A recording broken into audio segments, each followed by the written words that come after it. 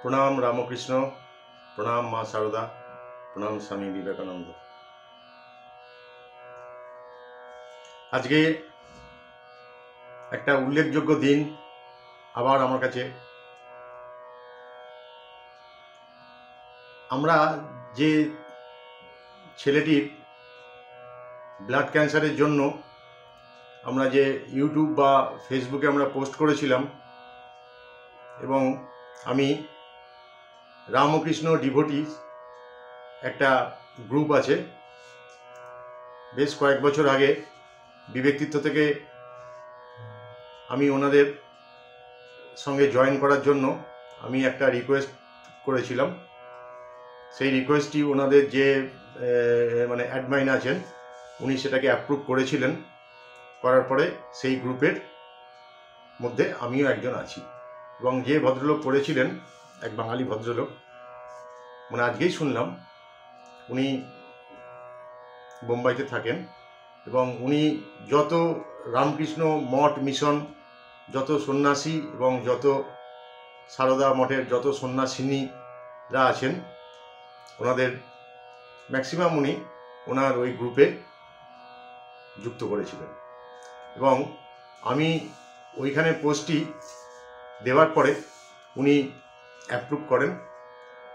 তারপরে সবাই ওটাকে দেখার পরে গত এই 30শে ডিসেম্বর সকালবেলা 10টা নাগাদ একজন মহিলা আমাকে ফোন করেন যে আমি সারদা মঠ থেকে বলছি, যে আপনার এই পোস্টটা আমি রামকৃষ্ণ ডিভোটিস আমি দেখলাম, তো আমি আপনাকে কিছু ওই বাচ্চাটির জন্য কিছু মানে অর্থ প্রদান করতে চাই যাতে ওনার চিকিৎসার কাজে লাগে। তো আমি বললাম, দেখুন ওর তো ব্যাঙ্ক অ্যাকাউন্ট আছে, বা ওর তো ফোনপেও আছে ওর বাবার। তো বললো, দেখুন মানে ওই ফোনপে বা এইসব জিপে ওতে তো আমরা করতে পারবো না, কারণ ওই ধরনের ফেসিলিটি আমাদের নেই, আর আমাদের কোনো ব্যাঙ্ক অ্যাকাউন্টও নেই, মানে পার্সোনাল। তো আমি পার্সোনালি ওনাকে কিছু মানে আর্থিক সাহায্য দিতে চাই ওনার চিকিৎসার জন্য। তো আপনি যদি বলেন, ঠিকানা দেন, আমি তাহলে মানি অর্ডার করে দিতে পারি। তো আমি বললাম যে মানি অর্ডার নয়, তাহলে আপনি মানে কোন জায়গায় গেলে আপনার দর্শন আমি পাবো বা আপনার সঙ্গে যোগাযোগ করতে পারবো। উনি তখন বললেন যে দক্ষিণেশ্বর হয়ে আপনি ওই আদ্যাপীঠের ওখান থেকে 5 মিনিট সারদা মঠ, পাশেই গঙ্গা। তো আমি তারপরে উনি 1 ফেব্রুয়ারি আমাকে যেতে বলেছিলেন। তো সকালবেলা বললো যে 11টার মধ্যে আপনি আসবেন, এখানে ভোগও খাবেন। তো আমি ঠিক আছে। তো উনি আবার 1 ফেব্রুয়ারি ফোন করে বললেন যে আজকে কি আসছেন? আমি না তাহলে কেন, কি হ্যাঁ আজকে যাবো। বললো যে আজকে না আসে আপনি যদি 2রা ফেব্রুয়ারি আসেন তাহলে খুব ভালো হয়, কেননা ওই দিনকে স্বামীজির মানে ওই এটা হচ্ছে ওই জন্ম তিথি, তো ওই দিনে আমাদের অনুষ্ঠান হবে, আপনি আসবেন।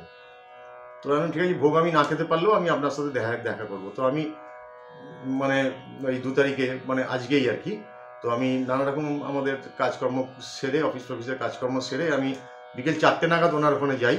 4টে ওনার ওখানে যাই, এবং গেটে আমাকে আটকায়, কারণ ওটা তো শুধু মহিলাদেরই। তো তো বললো যে আপনি কোথায় যাচ্ছেন? আমি যে সঙ্গে সঙ্গে ওনাকে ফোন করলাম, উনি ফোন করে ওই সিকিউরিটিকে উনি ফোন ধরিয়ে দিলেন। তখন উনি একজন লোক পাঠালেন ভেতরে, আমাকে মঠের ভেতরে নিয়ে গেলেন। তো সেখানে প্রথমে মানে আমি মা সারদার নামটা উচ্চারণ করি না, আমি ওনাকে যখন ডাকি তখন বড় মা বলেই ডাকি, মানে নিজের কাছে এটা নিজে, কারণ ওনার নামটা আমার মুখে উচ্চারণ করাটা আমি ঠিক মনে করি না। কিন্তু যাই হোক, আজকেই বললাম, যেহেতু বুঝতে পারবেন না আপনারা। তো ওই বড়মার মন্দিরে আমাকে নিয়ে গেল। আমি ওইখানে সব স্কুলের ছাত্রছাত্রীরা এসছে, মানে ছাত্র নয়, ছাত্রীরা এসছে, তাদের অভিভাবকরা এসছে, পুরো মহিলারা এসছে। তো সেখানে মানে প্রণাম সেরে আমি মাঠে এলাম, এবং মানে একটা অদ্ভুত, আমি আজকে একটা অনুভূতি হলো, যেন একটা পার্থিব জগতের মধ্যে একটা যেন একটা অন্য জগৎ। মানে আমি তো এই বড় মাকে, আবার বলছি মা সারদাকে তো আমি তো দেখিনি, কিন্তু যত বই পড়েছি, শুনেছি, যারা ওনার কাছে গিয়েছিলেন, মানে মাতৃত্ব থেকেও বেশি মাতৃত্ব যদি অনুভূতি থাকে, প্রত্যেকে ওনার কাছে সেই অনুভূতিটাই পেয়েছিলেন। এবং আমিও কিন্তু আজকে, যিনি আমাকে ডেকেছিলেন, আমিও কিন্তু তার কাছে সেই অনুভূতিটাই পেলাম। মানে এখনো পর্যন্ত আমার গা শিউরে শিউরে উঠছে। মানে একদম মানে কি যে মানে একটা তৃপ্তি পেলাম, এবং একটা পবিত্রতা, একটা নিস্তব্ধতা, একটা সবসময় একটা মানে মানে মানে হাস্যোজ্জ্বল, যে কি বলে বর্ণনা করব ওনাকে, মানে আমি সেটা আহ, ভাষায় খুঁজে পাচ্ছি না। কিন্তু আমি উম, মানে একটা অদ্ভুত মানে ওখান থেকে আস্তে আস্তে, এবং এখনো পর্যন্ত ধরুন 4 ঘন্টা কেটে গেল, 4-5 ঘন্টা, কিন্তু এখনো পর্যন্ত একটা অনুভূতি আমার মনের মধ্যে সব সময় ঘুরছে যে আমি যেন আবার যাই, কালকেই যাই, তারপরের দিন যাই, তারপরের দিন যাই। দিয়ে দিয়ে উনি আমাকে ওইখানে প্রথমে সেই সকালে যে ভোগ রান্না হয়েছিল, উনি আমাকে প্রথমে বললেন আপনি ভোগটা খান, বলে একটা পাতায় করে আমাকে ভোগ দিলেন। তো আমি আস্তে আস্তে ভোগটা খেলাম। খেয়ে উনি আমাকে আরও ওনার বয়োজ্যেষ্ঠ যারা সন্ন্যাসিনী আছে তাদের সাথে আমার পরিচয় করিয়ে দিলেন। বললো যে আপনার কে আছে বাড়িতে, এইসব জিজ্ঞেস ফিজ্ঞেস করলেন। তো বললো মেয়েকে নিয়ে একদিন আসবেন, খুবই ভালো লাগবে। আমি না না, এই ভালো লাগাতে কিছু নেই, এইখানে কারাই বা সুযোগ পায়। সত্যি একটা জগতের মধ্যে একটা অন্য জগৎ মানে অনুভূত হলো। এই হিংসা হিংসি যে যে চতুর্দিকে যে রাহাজানির জগৎ, সেখান থেকে এই যে যেন একটা পৃথিবীর মধ্যে একটা অন্য পৃথিবী, এখানে শুধুই আনন্দ, শুধুই খুশি, মানে এছাড়া আর কিচ্ছু এখানে নেই। শুধু প্রেম ভালোবাসা বিতরণ করা, আর শুধু নাও, শুধু শুধু প্রেম রস নাও, প্রেম রস নাও। মানে অদ্ভুত একটা অনুভূতি আমি পেলাম। এবং উনি আমাকে যে খামটা দিলেন, খামটা আমি গাড়িতে নিয়ে নিয়েছি, এবং ওই বাড়ির জন্য কিছু প্রসাদ, তারপর হচ্ছে সেই ড্রাই বোঁদে দিল বাড়ির জন্য দেওয়ার জন্য। তো তার মধ্যে এই খামটি দিয়েছিল, এই খামটা আমি এখনো খুলেও দেখিনি এর মধ্যে কি আছে না আছে। কিন্তু এই আপনাদের সামনে আমি খামটা খুলছি। ওই ছেলেটি যে অতনু সর্দার, যে ছেলেটি, এই খামটা আমি আপনার সামনে খুলি, দেখি কত টাকা আছে। 500 টাকার নোট।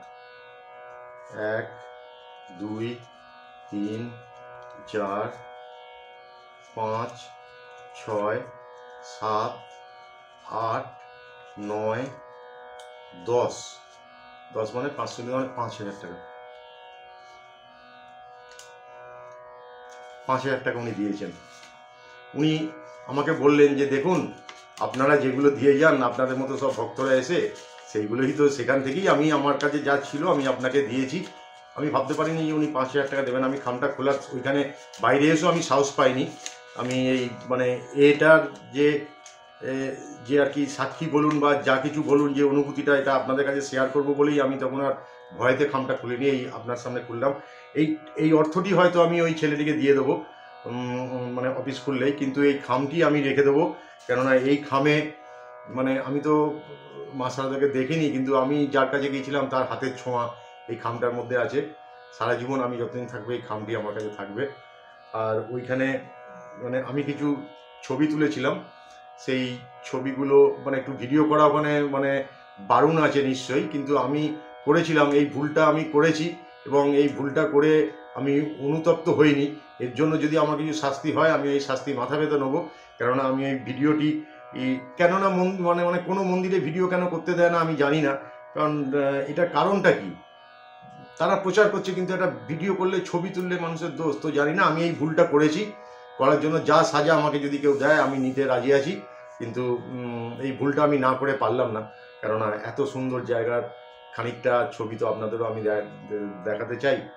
সবাই ভালো থাকবেন। ভিডিওটি একটুখানি ভিডিও লাস্টে দেখাচ্ছি। আপনারা ভালো থাকবেন, আমার প্রণাম নেবেন। প্রণাম বড় মা।